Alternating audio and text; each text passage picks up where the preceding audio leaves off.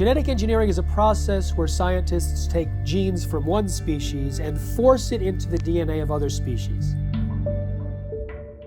Every single independent study conducted on the impact of genetically modified food shows that it damages organs, it causes infertility, it causes immune system failure, it causes holes in the GI tract, it causes multiple organ system failure. The whole concept of genetically modified organisms is throwing a monkey wrench in the life on this planet.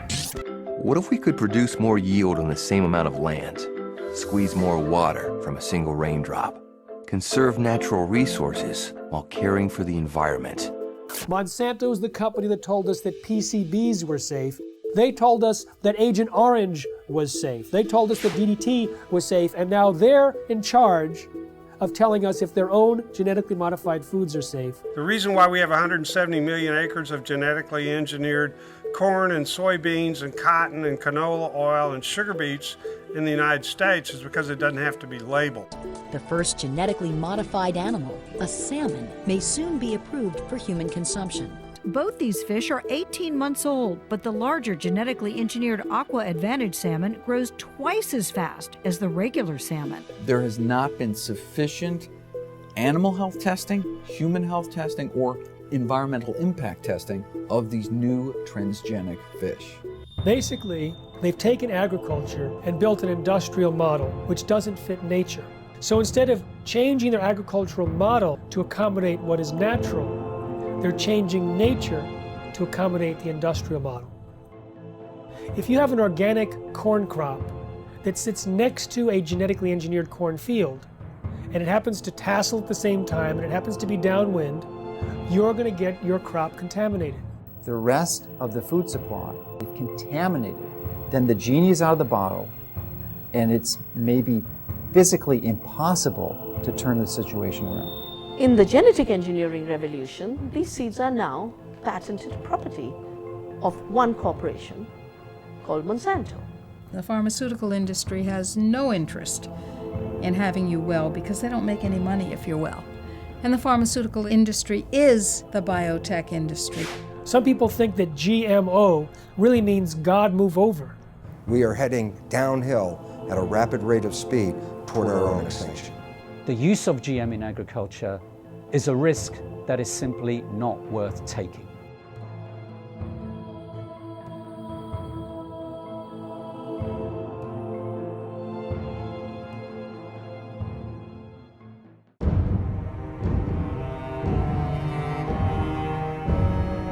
Any scientist that looks into the research or the lack of research on the safety of genetically engineered food comes to the conclusion that these foods should not be on the market. They need another decade or two of research. Monsanto is the company that told us that PCBs were safe. They were convicted of actually poisoning people in their town next to the PCB factory and fined $700 million. They told us that Agent Orange was safe. They told us that DDT was safe, and now they're in charge of telling us if their own genetically modified foods are safe. Because the FDA doesn't require a single safety study, they leave it to Monsanto.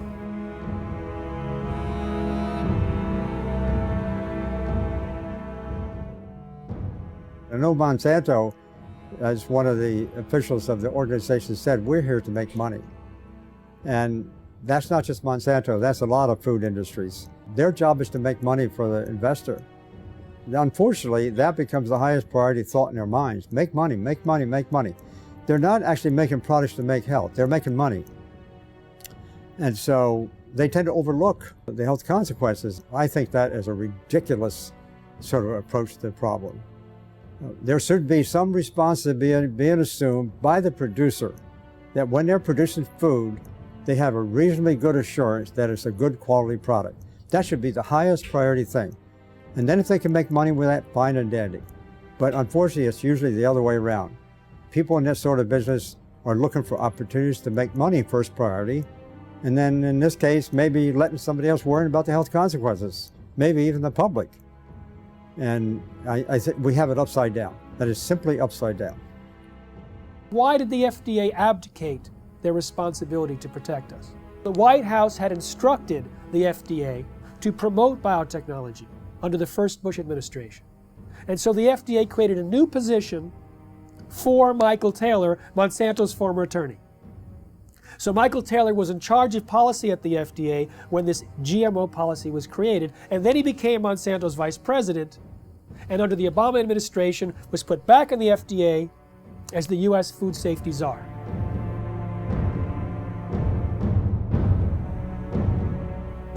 In reality, the overwhelming consensus among the scientists at the FDA were not only that GMOs were different, but that they were inherently dangerous, that they might create allergies, toxins, new diseases, and nutritional problems. They had urged their superiors to require long-term study, and when they saw drafts of the policy coming back to them, they were angry and urged their political appointees to change course. But Michael Taylor and the political appointees ignored the science, ignored the scientists, denied the existence of their concerns, and set forth a policy that allowed GMOs to be put on the market in a way that creates unprecedented risk for human beings and the environment. The FDA is composed of smart people, but they're smart people with a conflict of interest. They're smart people who make their decisions based on what will support their financial needs or their academic needs, not what makes scientific sense. What you can do with GMOs is basically engineer food in ways that make it most profitable from the company's perspective. But from the company's perspective, whatever negative aspects of that might exist are simply irrelevant. And more than being irrelevant, the company is motivated to try to suppress knowledge about those negative aspects. The company is motivated to try to suppress government attempts to regulate in relation to those negative aspects. The company is motivated to try to infiltrate government and lobby government. I mean, when you look at the Clinton administration, Bush Sr., Bush Jr., and Obama, you look at various high-ranking positions in the administrations of all of those presidents, you find people who have worked for Monsanto. Most people don't realize that Monsanto has been around for about a century. They've acquired lots of resources, and they are very clever and sophisticated. They know how the game works. They understand lobbying. They understand bribery. They have been effective at essentially stacking the political structure, the federal regulatory agencies in their favor, to the point that it's almost physically impossible to pass any type of federal regulations or legislation, because the people who make those choices have been in the revolving door of Monsanto. They either previously worked for them or they're paid consultants for them. The governments now, wherever they are dependent on corporations. Who are these governments? Who are these companies? Corporations. Telling people what to do, what to eat, what to feed their children. We are people, we're the children of God. We have constitutions, we have our constitutional rights to eat and feed our families that nature produces. They say, no, we don't have that right. In fact, we're going to force that on you. It's the FDA and the USDA who helped lead the charge for these new food safety bills. There's nothing in those bills to protect you. It's there to protect the genetic engineering industry. And unfortunately, if we don't stop this, you won't see organic farmers. The laws in the bills currently are so strict, so arbitrary, that if you are a small organic farmer, you can't meet their requirements for safety. As a result, you'll go out of business. Not a single human being on earth gets up and says, boy, I can't wait to go to the supermarket and buy a GMO food. And why is that? That's because after 30 years and hundreds of billions of dollars of public and private investment, they haven't been able to come up with one thing in this food that actually helps the consumer. No better taste, no lower price, no more nutrition. nothing, zip, zero, nada. 85% of all the genetically engineered crops in this country and around the world are designed so you can soak them with weed killers, toxic herbicides. And who are the big companies that do this? Come on, you know who they are. Monsanto, anybody, what? Who else? DuPont, Dow Chemical, Syngenta, Bayer. What kind of companies are these? Chemical companies. As the chemical seed package has spread, and now with genetically engineered seed that originally was free in India because it belonged to the farmers, or was low cost because it was released from the public sector universities that did seed breeding. In the genetic engineering revolution, these seeds are now patented property of one corporation called Monsanto. They take genetic material, either DNA or RNA, and insert it using very sophisticated techniques and create an artificial life form, a transgenic species that is impossible to reproduce in nature because the reproductive organs don't match. And as a result, once this form is created, here's the danger. It can cross-pollinate, it can contaminate the traditional crops. Percy Schmeiser was a farmer in Canada who was contaminated by Monsanto's genetically modified seed. Well, he realized he'd been contaminated because he used some of this herbicide to kill off weeds around utility poles on his property. When he saw some of the seed did not die from the application of glyphosate, he knew it must be genetically modified. Well, he didn't do anything to purge his property of that contaminated seed. It would actually take 3 years of taking your crops out of use before you could completely purge them of the genetically modified seed. He decided he didn't want to do that because that would be costly. So he saved his seed for planting the following year, and Monsanto said, well, you now knew that you had genetically modified seed. You saved it for planting a second year. That's infringement. They sued him for patent infringement. It went all the way up to the Canadian Supreme Court, and although they found that technically he did infringe their patent, they awarded Monsanto no damages. Both in Canada and the United States, hundreds of farmers have been totally bankrupt, lost their farms and so on through lawsuits by Monsanto.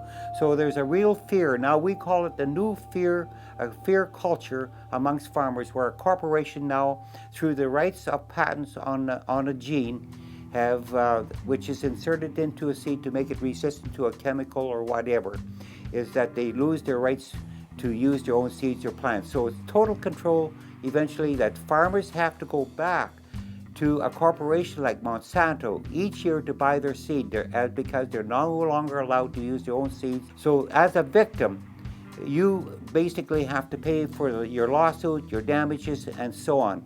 So farmers become victims and they have done nothing wrong because they were contaminated by a neighbor, by whatever means, by pollen flow, by seeds blown in the wind, transportation, and so on. So it doesn't matter how it happens. If you are contaminated, it's over and it's over. It's inevitable that someone who does not want to use their seed will become contaminated.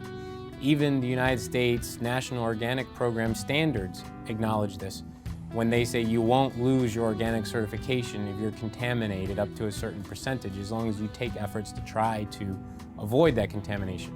Monsanto has said that it's the responsibility of an organic farmer to use large portions of their own property to set up buffer zones to try to decrease the likelihood that they'll be contaminated by their neighbors.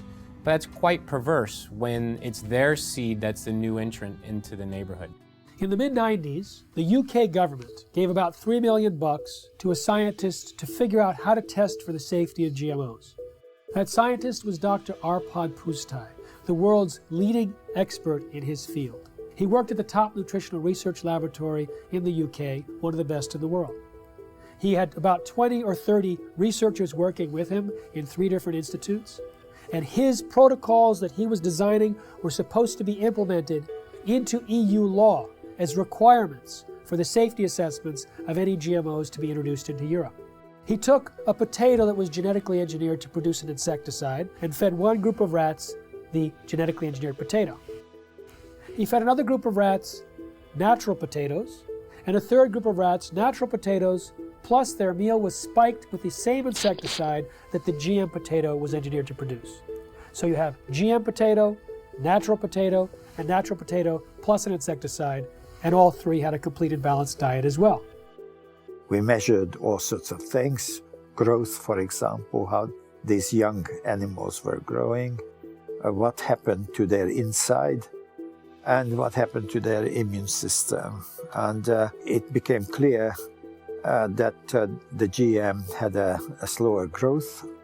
It had problems with internal development of its organs, and it certainly knocked out the immune system.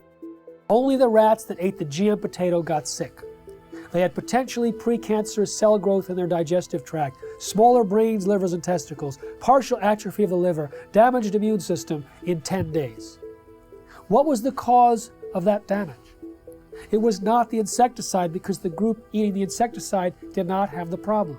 It was understood that it was the process of genetic engineering itself and the unpredicted side effects that caused this profound damage to every system and organ studied.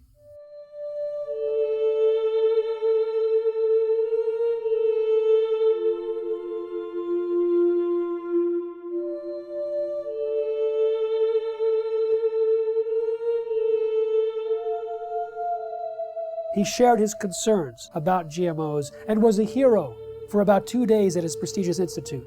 The press was going wild. Here was a Maine scientist who was saying that we should not treat the people as guinea pigs, and that he personally wouldn't eat GMOs from what he understood. The director of his institute received 2 phone calls from the UK Prime Minister's office. The next day, Dr. Arpad Pustai was fired from his job after 35 years, silenced with threats of a lawsuit. His team was disbanded. They never implemented the protocols. Instead, a campaign was launched to destroy his reputation in order to promote and protect the reputation of biotechnology. We do have all the methods available for testing the safety of GM crops. It will be unforgiven by humanity.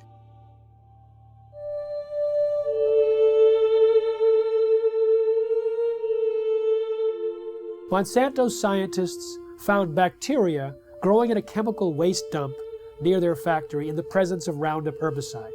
Now, Roundup normally kills bacteria. This bacteria was surviving. They said, great, let's put it in the food supply. So they took the gene from the bacterium that allowed it to survive the Roundup and put it into soybeans. And now those Roundup-ready soybeans can be sprayed with Roundup herbicide, and they don't die, just all of the other plant biodiversity in the ground dies. The active ingredient in Roundup is called glyphosate. Glyphosate was patented in 1964, not as an herbicide, but as a broad-spectrum chelator. It hugs a lot of different minerals that are needed and does not allow the plants to access them. It also destroys some beneficial microorganisms in the soil, which normally provide nutrients to the plant. It also promotes pathogenic organisms in the soil, which then overrun the plant. And so it creates weaker plants, stronger disease, and the disease does the killing. Now, what do the livestock in the United States eat? They eat largely Roundup-ready crops. Roundup-ready soy, corn, cottonseed, canola mash, sugar beet pulp, and soon alfalfa. So a huge percentage of their food intake is Roundup-ready crops. Now remember, Roundup pulls the nutrients out of the crop. It makes them unavailable. So now we have millions of livestock eating nutrient-deficient food. And what do we eat? We eat plants and we eat animals and take their milk. So it turns out it's a perfect storm now, not just for plant disease, but for animal and human disease. When 44,000 secret FDA memos were made public from a lawsuit about the subject of genetic engineering, the director of the Center for Veterinary Medicine made it absolutely clear that GMOs in animal feed had a unique danger. Toxins can bioaccumulate in animals and in their milk. And so if there were toxins in genetically modified feed, then we might have higher levels of those toxins in the animals that eat the feed or in their milk or other products from those animals. All our food, 90% of Canadian crops, American crops now are produced by genetic modification. or at least they're contaminated with genetically modified corn, genetically modified soybean, genetically modified everything. 95% of all the genetic modifications are done in order to allow the plants to survive more chemicals being sprayed on them and to allow the animals to survive more drugs being put into them. And of course, what happens is that when their genes are changed, our genes are changed by consuming them, just as the super weeds and the super bugs are genetically altered by consuming them. The bug eats the plant, its genes change. The animal eats the plant, its genes change. We eat the animal or the plant, our genes change. Our babies' genes change. And the change is permanent. They do not want you to know which products you're buying in the grocery store might contain genetically engineered ingredients. They say that label would confuse consumers. They say there's no difference between genetically modified foods and non-GMO foods. Well, that's absurd. That's what the word modified means in genetically modified. It is modified, it is different, and it is, in many ways, a threat to the health of the people of our nation and people around the world. Genetic engineering is a process where scientists take genes from one species and force it into the DNA of other species. Even though there's been very little study on the health dangers, there's been sufficient evidence of harm to cause the American Academy of Environmental Medicine to say all doctors should prescribe non-GMO diets to everyone. They say that the animal feeding studies link GMOs to reproductive problems, immune system problems, accelerated aging, organ damage, gastrointestinal distress, dysfunctional regulation of cholesterol and insulin, to name a few. If you take the gene of a cow that helps it to produce milk, that produces a hormone called the bovine growth hormone, and if you take that hormone and you start injecting into the cow, the idea here is then the cow will produce more milk. The companies like Monsanto and Eli Lilly, who invented this hormone independently, and they said there's nothing wrong in doing that because it's substantially the same hormone that the cow produces. That is wrong. Because even if you take natural bovine growth hormone and you give injections of it to cows, then the cows will get sick. Just like if you took human insulin and you started to inject human insulin back to people, they will get insulin shock, they could die. But the cow receiving this hormone will actually be sick. It'll have pus in its milk because it's producing too much milk. The teat canal of the cows will get infected. It'll have to be treated with antibiotics. When the Canadians were evaluating bovine growth hormone, the senior scientists there testified before the Senate that Monsanto had offered them a bribe of $1 to $2 million to approve RBGH without further study. They say documents were stolen from a locked file cabinet in the government's office, that they were being pressured to approve the drug, which they thought was of questionable safety. What we have is rigged research, hijacked regulatory agencies where many people at the agency, at the FDA, that was approving this bovine growth hormone were from Monsanto. Monsanto's former attorney, 2 former researchers. In fact, Richard Burroughs, who was an independent veterinarian working at the FDA, he was fired. He was told he was slowing up the approval process. Well, he sued and was reinstated back at the FDA, but during the trial, his boss admitted that the whole thing was a setup to get him out.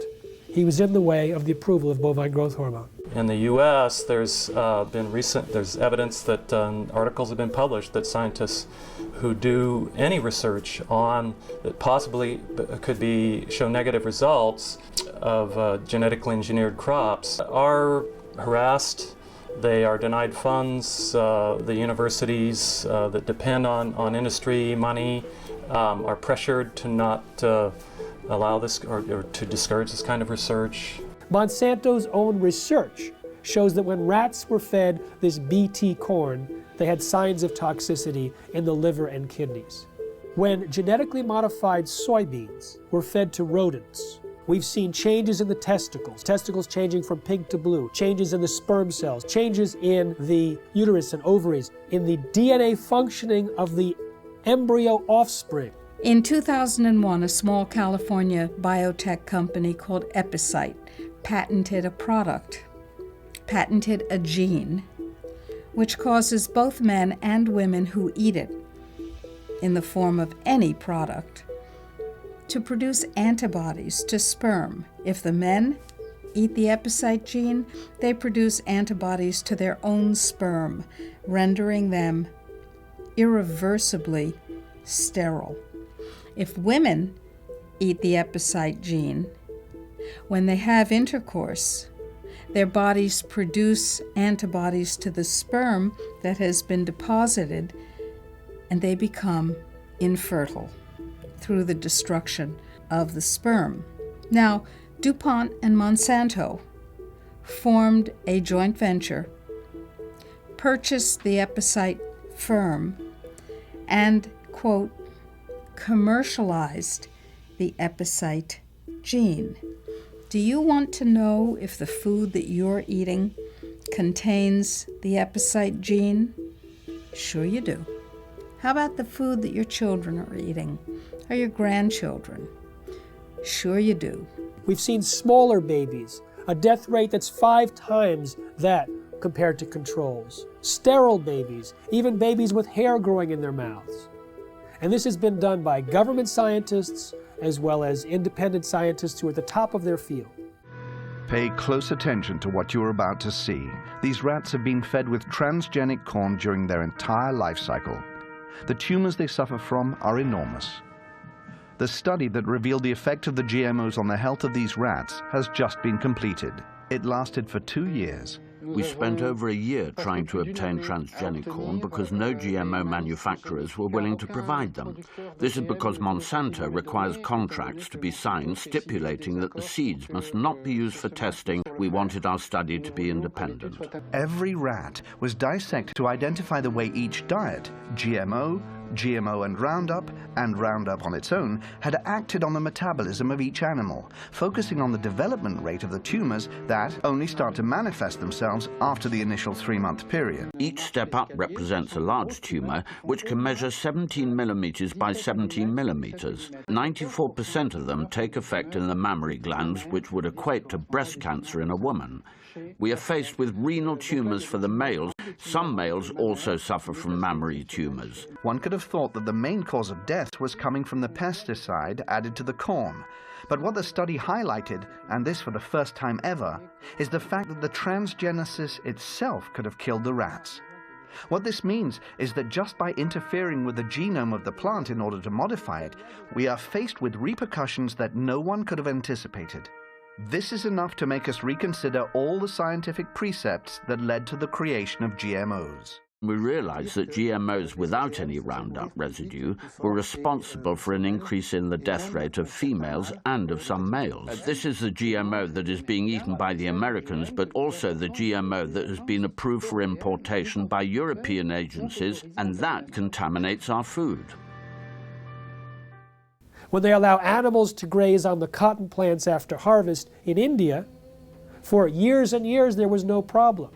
When they introduced this Bt toxin producing cotton, thousands of sheep died, buffalo died, goats died. I've interviewed the people myself, seen pictures of their dead animals. These animals were successfully grazing on non-Bt cotton plants for years. In one case, 13 buffalo grazed on Bt cotton plants for a single day, and within 3 days they were all dead. Unfortunately, there's not sufficient follow-up. One small non-governmental organization pleaded with the government in India, please do some research on these animals. The government refused. They pleaded with universities offering to pay for the research themselves. They refused. So this small NGO did their own research. They put 3 sheep in one field with Bt cotton Bollgard 1, 3 with Bollgard 2, and 3 with non-GM cotton. Within a month, all 6 sheep eating the Bt cotton plants died. But 3 eating the non-Bt cotton plants had no symptoms. But their research was dismissed because it wasn't a government agency or a university. So we have a situation where the evidence is there, but it's not being paid attention to because it's being drowned out by the big bucks and the biotech industry with their tobacco-type science and their distortion and denial of the facts. Unfortunately, Monsanto's lobbying power and their financial weight, they are able to use corrupted corporate science, something that I call cigarette science, to get these products slipped into our food stream. The only human feeding study ever published on GMOs showed that the gene that was inserted into the soybean transferred into the DNA of the bacteria living inside our intestines and continued to produce that protein. So if it happens to be an allergen and you're allergic to it, you may be continuously triggered over and over again by the production of that allergen from within inside your own intestines. When we look at the quality of the nutrients in our soil, we see that that has become actually a victim of industrial agriculture, which destroys the microorganisms in the soil and then puts in a few nutrients as if that were enough to provide a healthy diet. It turns out that the current industrial agricultural model was based on surplus military products after World War II. They had extra bomb-making material that worked as fertilizer, so they created the synthetic fertilizer industry. They had excess nerve gas that they could use as insecticides, so they created an insecticidal industry. And by steering the farmers and the land-grant universities and all the population towards these high-input, corporate-driven agricultural models, we actually stripped away some of the health and some of the nutrients that were vital and are vital to the health of the people and of the livestock. The plant's ability to absorb nutrients out of the soil is restricted with GMO seeds and plants. And that's why the nutritional value is going down, and that has become a very big concern.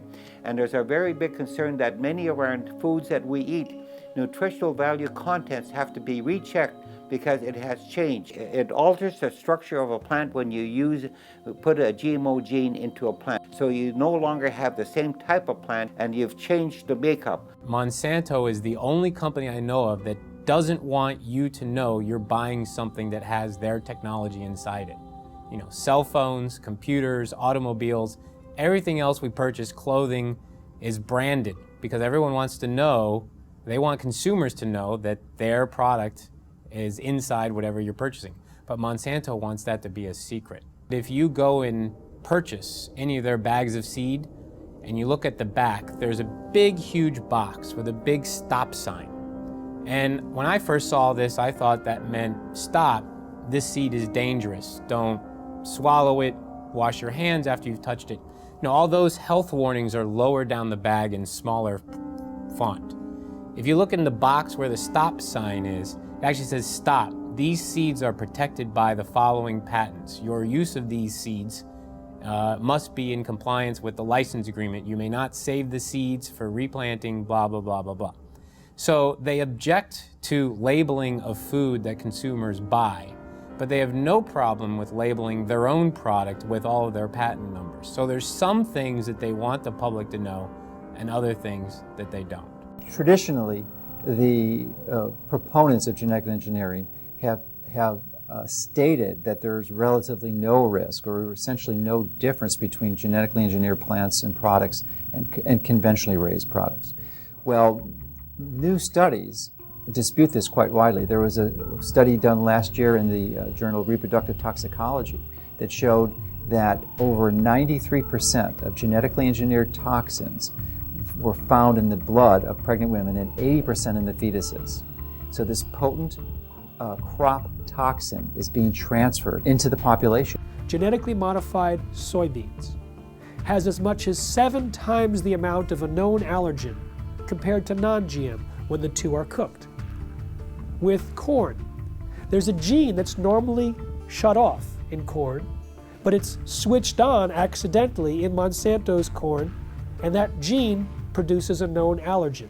There's also more herbicides used on these genetically modified herbicide-tolerant crops like Roundup Ready Soy, and the excessive herbicides might promote allergic-type reactions. Peer-reviewed studies show that there's an association between heavy GMO consumption and serious health problems, including asthma and food allergies.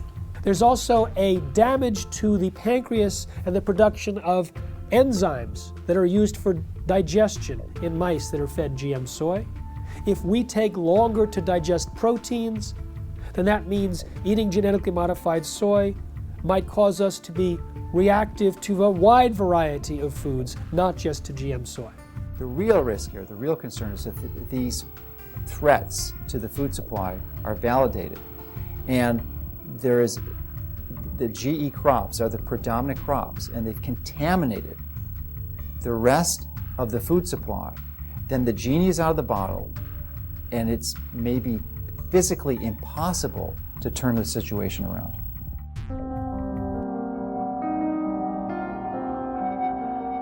There has been no long-term research on the concept or consequences of what this genetic modification does, not just to us, but to the environment.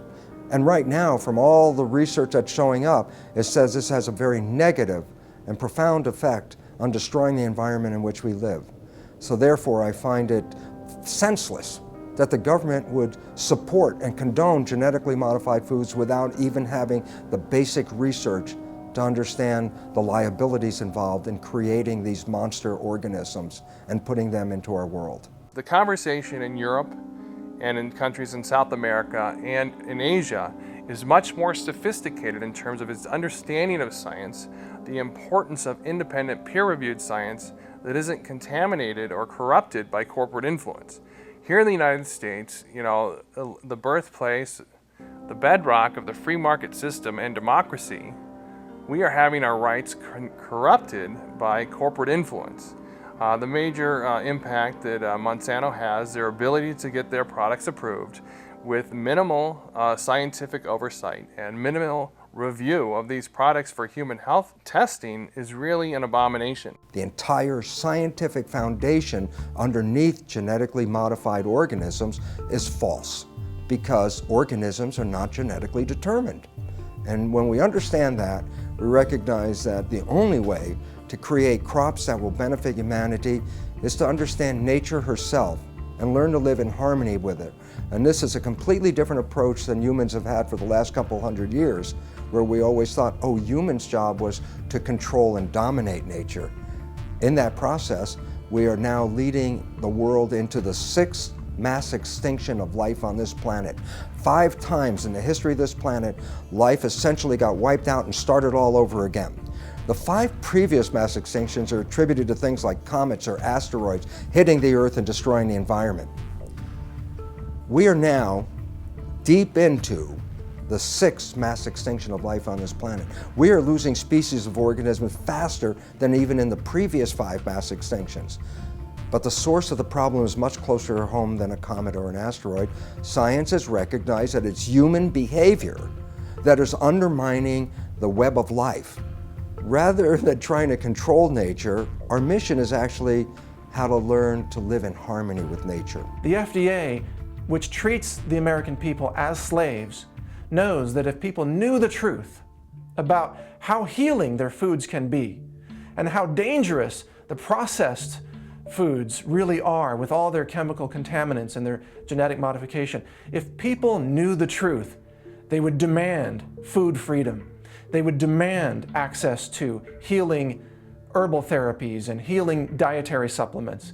They would demand that the FDA back down from its intimidation campaigns that have been leveled against producers of dietary supplements and herbal remedies and raw dairy products and so on. The people would demand that if they knew, and that is why they are kept ignorant under this campaign of disinformation currently being waged by the FDA. I've been vigorous in my opposition of these strategies that these large corporations use to use their influence for their benefit.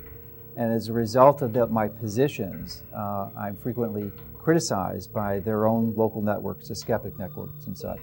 And they're also their ability, because they are so politically connected, to use the federal regulatory agencies to come after me personally, to file claims against or statements against my company, and also to criticize me such that it can be viewed in most of the traditional media to skew the information, the truth of what we're saying. They twist the tables. It looks like we're the bad guys when actually nothing could be further from the truth. We're just seeking to help people understand what the true reality here is, and give them the tools to make that distinction and give them the right to know.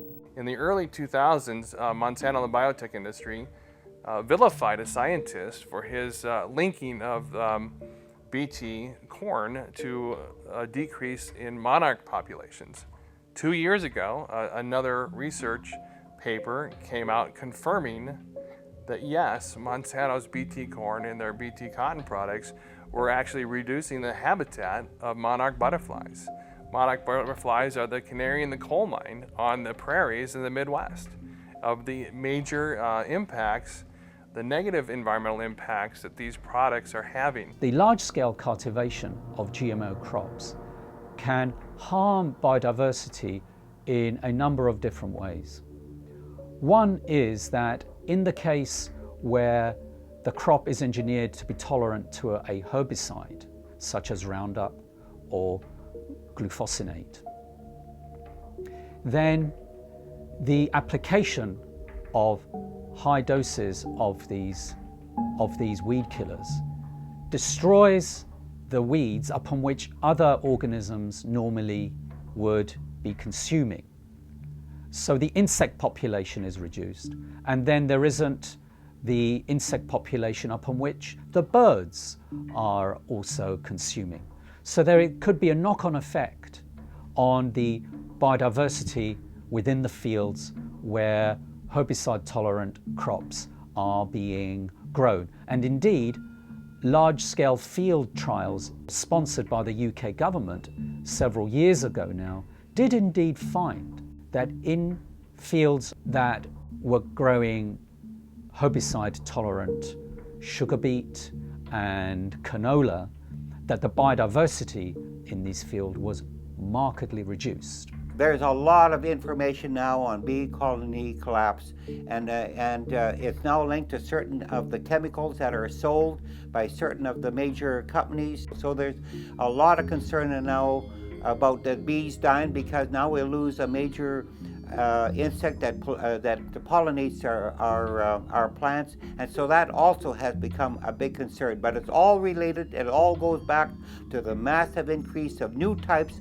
of more powerful chemicals, more toxic chemicals than we ever had before. And that's why we have many of our beneficial insects are being killed by these new types of chemicals. GM carries novel health and environmental risks, which we are now beginning to measure, both in terms of environmental impact and also outcomes in feeding trials, controlled feeding trials in animals. Then I feel that the use of GM in agriculture is a risk that is simply not worth taking. GM doesn't address root causes of problems in agriculture. At best, it is a symptomatic cover-up.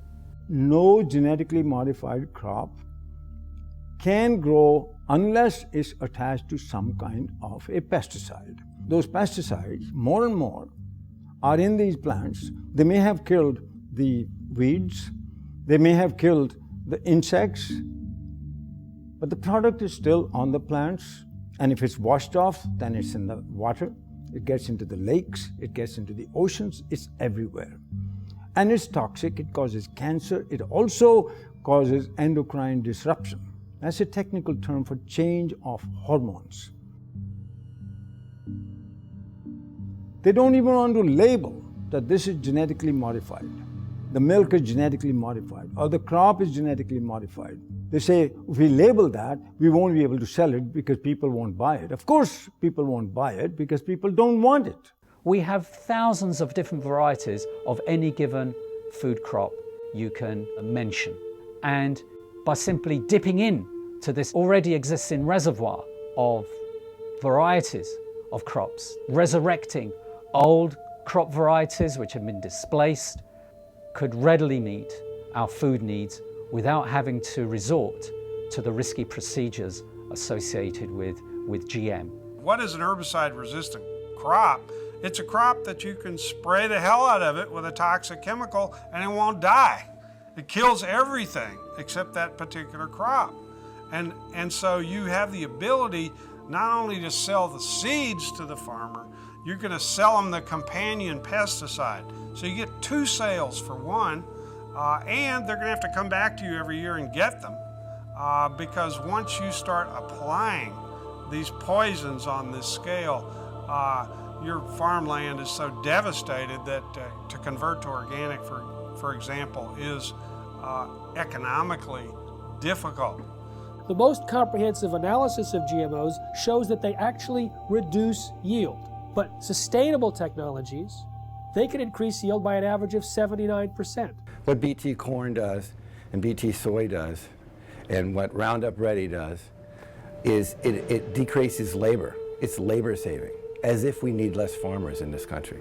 And we have a limited planet, so more people farming is the key to higher yields, not chemicals. GMOs are stealing the money away from these more appropriate technologies. We have more food per person than any time in human history. We have enough food grown to feed 11.3 billion people. What we don't have is the ability for people to access that food, and so it's not a silver bullet of increased yield that the biotech industry tries to sell us. The ISTAD report proved that organic and sustainable agriculture had the same and higher yields than conventional, chemical-intensive, genetically engineered crops. These herbicides are actually having a major impact in killing the beneficial soil microorganisms in the soil, which actually not only add to the yield gains, but also the nutritional value of these plants. Cotton production has increased in this country because of acreage, not because of the BT technology. Rice and wheat production increased in India because of irrigation acreage. Land and water account for it, not the seed and the chemicals. In fact, the seed and chemicals have created a scarcity. First, the new seeds had to be grown as monocultures, so you had less food. Today, we are importing pulses from Canada, from the United States. Very vital to a vegetarian diet. We're not growing pulses because our monocultures have no place for pulses. Pulses give you free protein. Pulses give you free nitrogen fixing. All of that was wiped out. Oil seeds, farm trees, agroforestry.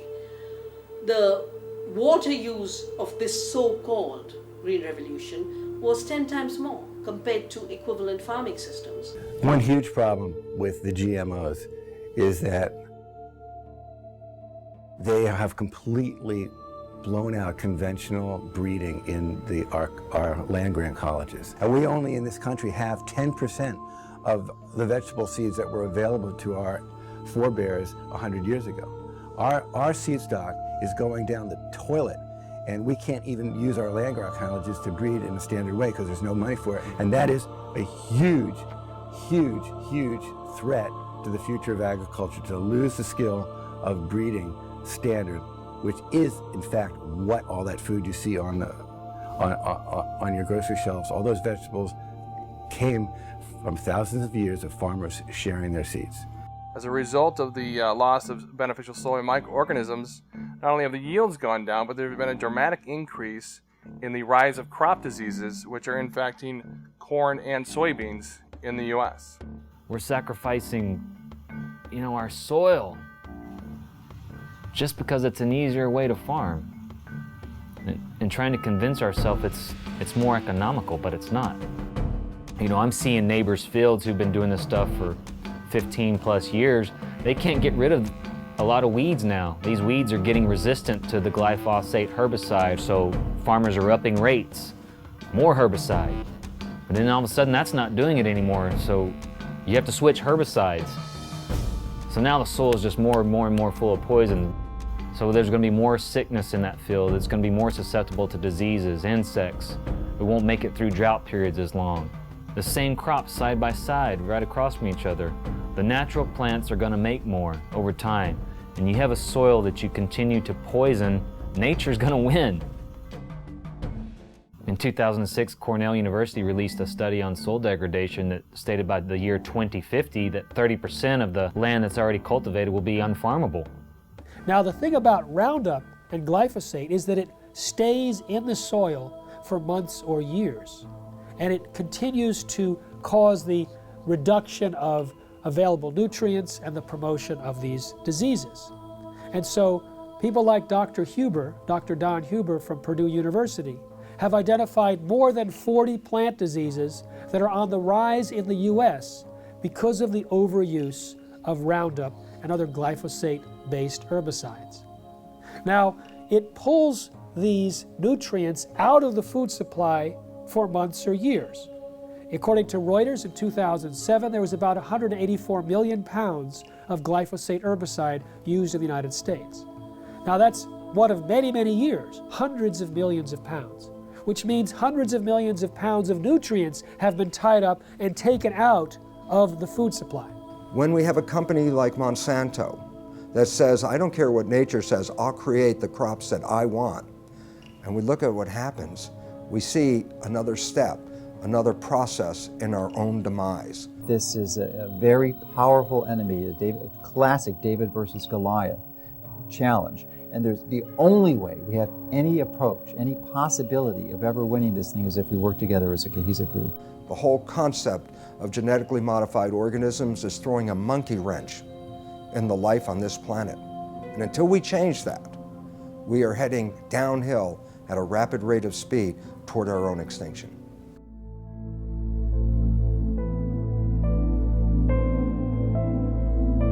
Genetically modified organisms are living beings where genetics or DNA of one species is taken out and transported artificially into another organism, and in other words, some sort of genetic manipulation, genetic engineering has occurred. Nature, God if you like, does not permit that. You cannot take the gene of a bacteria and put it into a pig or a people or anything like that, or vice versa.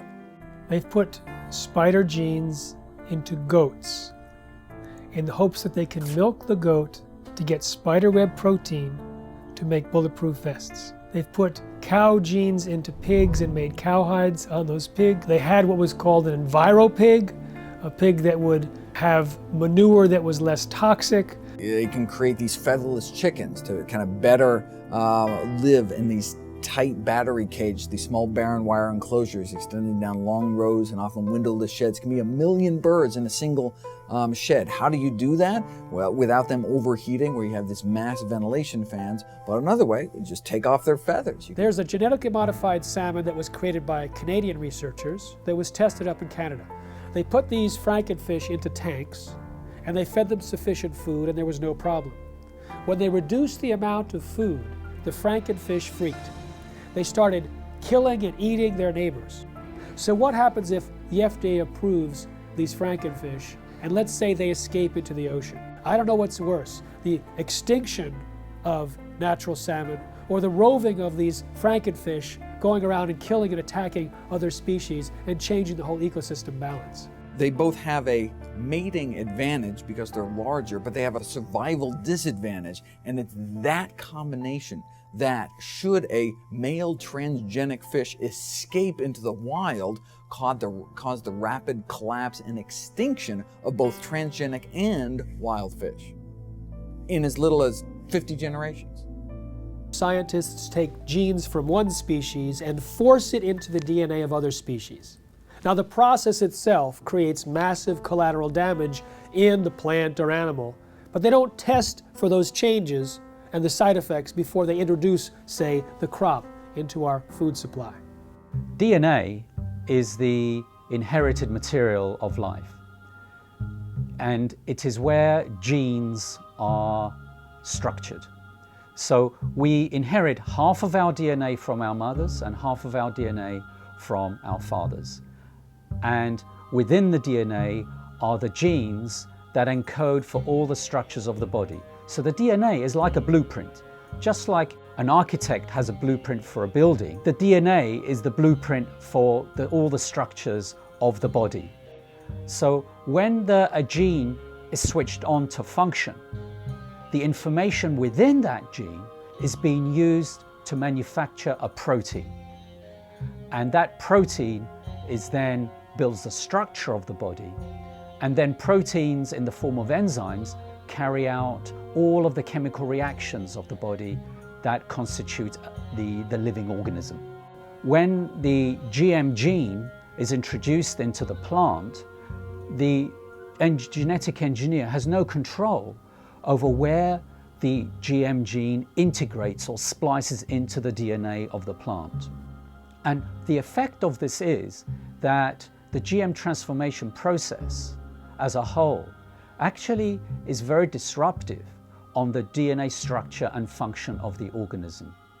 As a result, very unpredictable and potentially hazardous outcomes. Because if you disturb the balance of gene function, remember the gene function is controlling the structure and the biochemistry of the organism. If you disrupt the balance of gene function, you disrupt the biochemistry. And if you disrupt the biochemistry, you run the risks of creating novel toxins, novel allergies, as well as a disturbance to nutritional value. These types of outcomes resulting from the disruptive effect of the GM transformation process have been observed, are observable, and they're genuine. With our understanding of epigenetics, the new science of how environmental signals control our genes, we're introduced into the chemistry of where do the signals come from that select the genes and modify our genetic activity. Well, we used to say everything was due to the genes, but now we find there's a class of molecules called microRNA. They're very small RNA molecules, and they're found in all the cells. And these microRNA molecules are molecules that adjust the reading of our genes. And well, a new understanding has been found about the microRNA molecules. And when we eat food, the microRNA from the food is picked up by the digestive system and not broken down. The microRNA is taken into our own body intact. And now what they followed is the microRNA from food ends up in our own cells, like in our liver and other cells in our body. And these microRNAs still have the same function. They change our genetics and they change our readout of our genome. And the significance is profound. It says when you eat genetically modified foods, we are eating a new class of microRNAs that have never really been in the world before. And yet, these microRNAs are picked up by our biology and adjust our own genetics. So, in a sense, the old story, we are what we eat, actually now has a biochemical foundation. And then all of a sudden it says, if that's true, then why would you risk your life eating a genetically modified food containing microRNAs that can totally distort our own biology and cause great problems in our lives? The process of genetic modification is a completely irreversible process. Once it has been carried out, it affects the reproductive cells of the organism. So any effect you have, for good or for bad, is then passed down through the subsequent generations of that particular organism. And that's true for plants and animals. Indeed, for any genetically modified organism. And this now has to be understood because when we eat genetically modified foods, not only does it affect our own cells like that, but we also know that the bacteria in our gut that are required for our survival, we need these bacteria. The bacteria also pick up the genetic engineered genes. And we modified the gut bacteria. And you say, well, why is that relevant? Well, not only do we need the gut bacteria for our survival, but the gut bacteria change our genetics. Information from the bacteria is picked up by the digestive cells and adjusts the digestive system cells to be compatible with the bacteria in our gut. There is a dialogue and a communication. If you alter the genetics of the gut bacteria, by definition, you've completely altered the development and genetics of our own cells. Way back in the 70s, they developed this grand vision of being able to splice in high yield and drought resistance and all sorts of, pest resistance, and they dreamt of patenting those genes and having proprietary ownership of these genes. And during the 80s, that indeed came about from a number of court decisions. They believed they could make billions of dollars from these proprietary gene transfers to make food do certain things or crops do certain things. When the evidence came out that there were fundamental flaws in the genetics, they just did not want to know. They didn't want to do the research into these issues of food safety. and they went ahead with their development, yet they weren't doing the basic research. You see, GMOs are the product of an infant science. And now we are feeding that product to the entire population. And it's known to create unpredicted side effects, and no one is testing to see if the rise in all these diseases since GMOs were introduced in the mid-90s is caused or promoted by these GMOs. If Monsanto's patent on a gene, if that patented gene gets into any, and I'll use the term, higher life form. So what does that mean? Birds, bees, animals? And the question I have to ask, what about human life? If Monsanto's patent gene gets into you, gets into me, does that say they own me? Do they own you? These are all questions that the courts and our governments will have to address. How far does the patents on genes on life go? There have been over 140 lawsuits filed by Monsanto against farmers, including against those farmers who wanted nothing to do with Monsanto's genetically modified seed. When you ask Monsanto whether genetically modified seed is natural, they have two answers, yes and no. And it depends on which side of Washington, D.C. they're talking. If they're at the FDA or the USDA, they say genetically modified seed is absolutely no different than natural food. It doesn't need to be tested, doesn't need to be labeled. The public doesn't need to know if their food's been genetically modified because it's no different. Then when they're on the other side of Washington, D.C. at the patent office, and the patent office is saying, well, you don't deserve a patent because your seed is no different than natural food. They say, oh no, it's not. It's completely different. We've invented something brand new. It's radically different, and it's so inventive we deserve not just one patent, we deserve entire portfolios of dozens and dozens of patents. Because the United States was the only country in the world, still is, that allowed genetically modified organisms or any organisms to be patented. Up until then, living organisms or their products could not be patented. So the patent for insulin, genetically modified insulin produced in the E. coli bacteria, was given to Eli Lilly. Monsanto got it for RBGH, the bovine growth hormone. I have a book called Corrupt to the Core.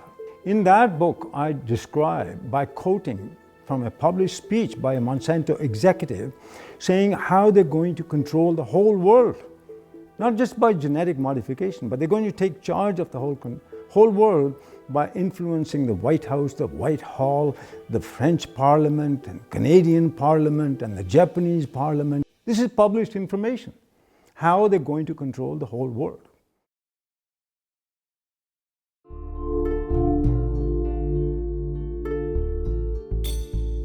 American people are beginning to become more aware and wake up to the fact that their government has been corrupted by corporations, and the food that they're feeding themselves has possibly serious human health risks. In the European Union, where labeling is required, there's almost no genetically engineered food on store shelves and restaurants. There's almost none of it planted. Today, more than 50 countries around the world allow labeling of genetically engineered foods.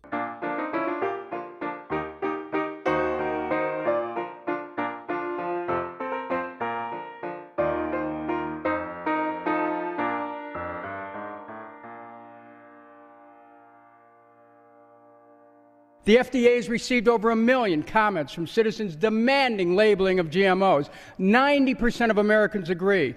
So why no labeling? I'll give you one reason. The influence and the corruption of the political process by Monsanto. If you have an organic corn crop that sits next to a genetically engineered corn field, and it happens to tassel at the same time, and it happens to be downwind, you're going to get your crop contaminated. In fact, even the seed stocks are becoming contaminated. I should have the right to be a conventional farmer. You should have the right to be an organic farmer if you're right. But if we have GMO farmers, you no longer, remember this, you no longer can have an organic farmer, you can no longer be a conventional farmer. You'll become a GMO farmer whether you like it or not. An expert at air pollution calculated how far corn pollen could travel in 24 hours, which is the maximum time that it can remain viable to cross-pollinate. It could travel under certain weather conditions over 500 miles. They want the public to sit down and not think about what happened before this piece of meat got on my plate. What happened before this glass of milk sat on the table? We have an ethical responsibility, I believe, not just to other humans and to the future generations. We have an ethical responsibility to all living creatures. We have increasing numbers of retarded and autistic and genetically damaged people among us. We have increasing numbers of lethal allergies and potentially lethal allergies that coincide with the introduction of genetically modified food. We have increasing amounts of autoimmune problems. We have increasing amounts of pretty much everything.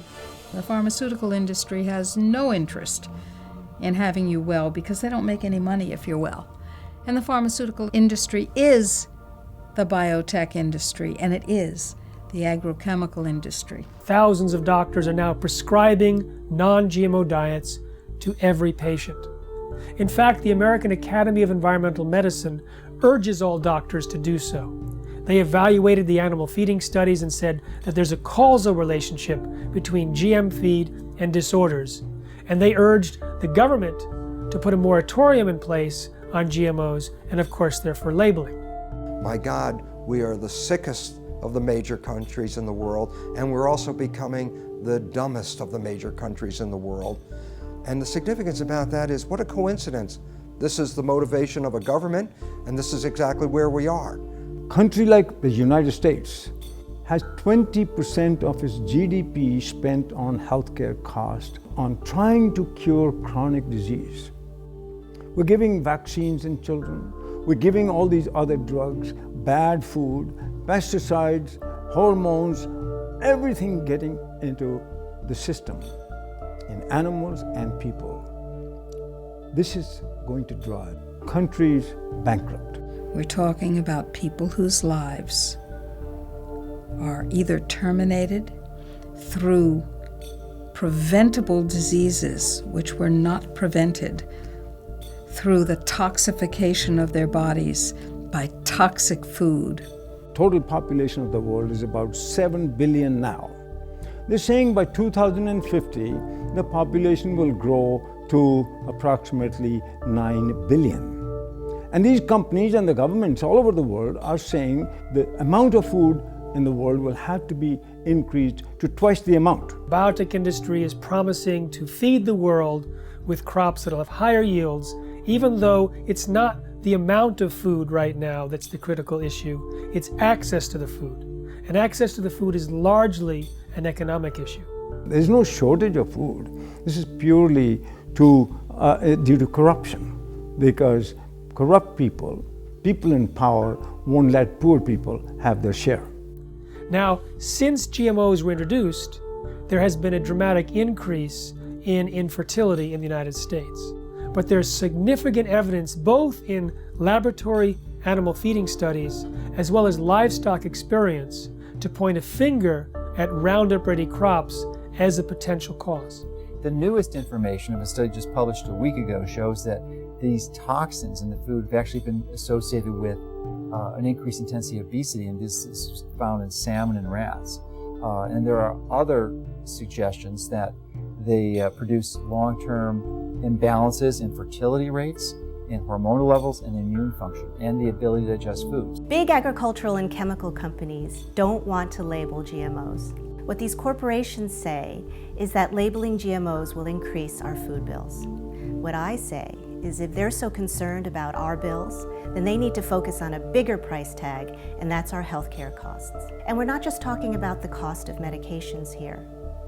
How about the cost of missed work and lost productivity when parents have to rush their child to the emergency room or to a doctor's office?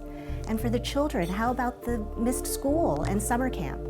We're talking about the emotional and societal cost played out over and over again, hundreds of thousands and millions of times over. So these companies that are promising us to have abundant food, bring prosperity, they're lying, and the governments are with them?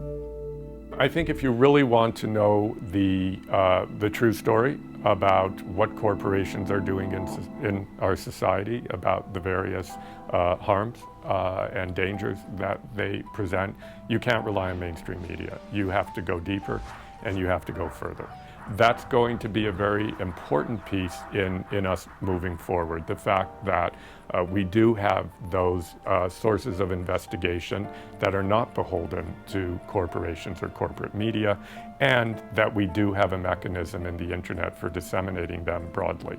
We have this sort of common enemy that has allowed the profession, the healthcare professionals and the journalists and a whole variety of individuals and media sources who you wouldn't think would be aligned, and typically many of us have disagreements on certain issues, but we've all come together to realize that this is a very powerful enemy, a classic David versus Goliath challenge. And there's the only way we have any approach, any possibility of ever winning this thing is if we work together as a cohesive group. So what you see is Monsanto genetically contaminating crops, monopolizing seed and destroying biodiversity, turning farmers into serfs through this indebtedness, corrupting government, undermining law and regulatory process, and worst of all, polluting scientific knowledge. They're polluting genetically, they're polluting politically, and they're polluting epistemically. They're even stealing our minds. Through the food we eat,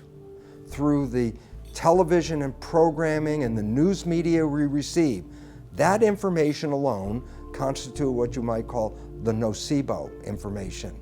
That negative information about the world is causing us to become sick. The food we eat exacerbates that same problem. We are living in a situation where we must take back our own power. They can surround the Congress, they can surround the congressional offices back in their district, they can surround the Monsantos and the city groups, and that's what they got to realize, that that's the first stage, because people showing up and massing together with agendas and with good artwork and signs and music scares the hell out of these politicians and their corporate masters. Let's use the power of government to support what we want, which is to have choices. Stand up that you should have the right, a human right to grow the foods and crops that you want. Americans have a right to know if their food is genetically engineered. It's time for labeling. It's time for people to know how their food is being produced. It is completely pro-capitalist to have things labeled. That's where you know what you're getting. And if the consumer over and over and over again says they want to know, they want the choice. But producers are freaked out because the choice is not going to be for them. We have to start now and not let more contamination exist and more danger to human health and the environment to the massive use of chemicals. So by stopping GMOs and eradicating GMOs, you'd also then stop less chemical use and more danger to the environment. And all of us are very concerned about human health and the environment.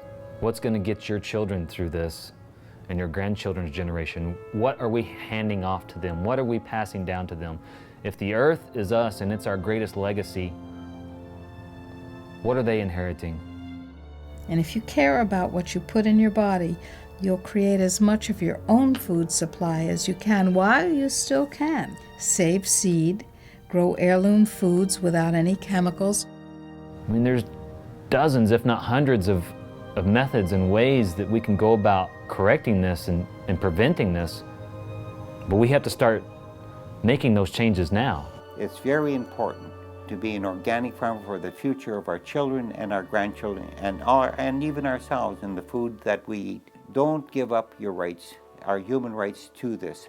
If what's important to you is what goes into your body and what your health is now and will be, then you have to become activated. But to do that, we have to recognize there's a new science, and that new science completely pulls the foundation out under the conventional science of genetics and GMOs. That science is false and destructive. And the wake-up call is knowledge. Knowledge is power. Lack of knowledge, a lack of power. And what this world is suffering from now is a lack of knowledge, because we do have knowledge. We have knowledge that says how we can thrive, live to a ripe old age of over 100 very easily, and enjoy the experience of being on this beautiful planet. In most Native American cultures, their beliefs or their concepts were based on, will this last for 7 generations? Whereas we're asking, what can get me through this year economically? 1 year, 12 months. That's one of our greatest problems right now, is to leap over that barrier, that mentality. Globalization has happened, it's here. But its effects have to be reversed. Globalization in a good way, where people learn about each other, people learn about each other's religions, to tolerate each other's spirituality, work together, work in nature, work with God. Because it's time for us to re-empower our lives. For 10,000 years, humans grew crops without chemicals. You know, it's time that we get mandatory labeling. It's time we cut down the biotech bullies to size. And then now, let's have that discussion again about chemical agriculture versus organic or traditional agriculture. The overwhelming majority of the public want us to produce food and to raise animals in the natural, healthy, humane way, in a way that doesn't destroy the environment, public health, and the climate. And we're going to get to that point, but it's going to require, as I often put it, the food fight of our lives.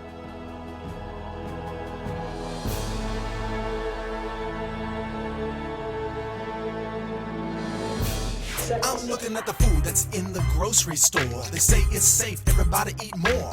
On second thought, I don't really know if it's made with those GMOs. So I'm looking for the non-GMO label. Before I bring it home, I'll put it on the table. I wanna know if it's verified, so I don't harm myself with genetically modified. They don't want you to know. Poison they grow.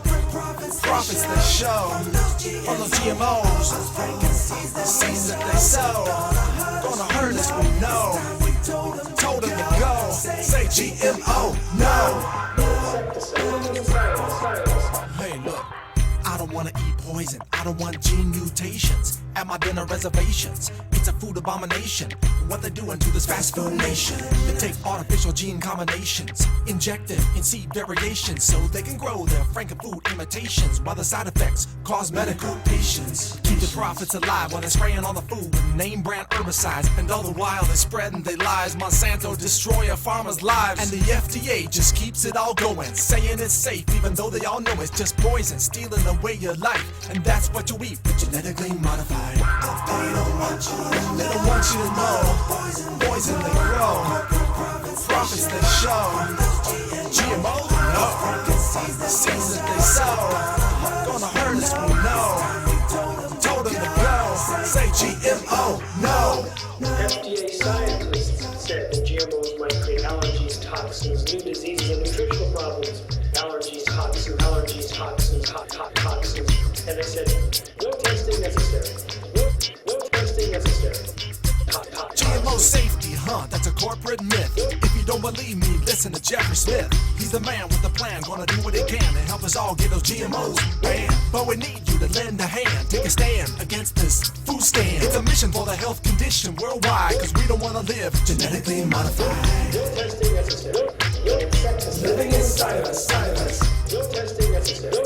No insecticide. Living inside us. Don't eat food unless you know what's in it. Don't believe the propaganda, the press will spin it. Affects everybody, we all up in it. Stand up to Monsanto, tell him, oh no you didn't. Reject Frankenfoods in the store. Demand honest labels so we can be informed. We have a natural right to know what we buying. Just say no to GMO before our farms start dying. Just say no to GMO. These corporate crooks are lying. Just say no to GMO. This time we're not complying. Just say no to GMO. We just not buying it. Just say no to GMO. No testing necessary. No insecticide. Just say no to GMO.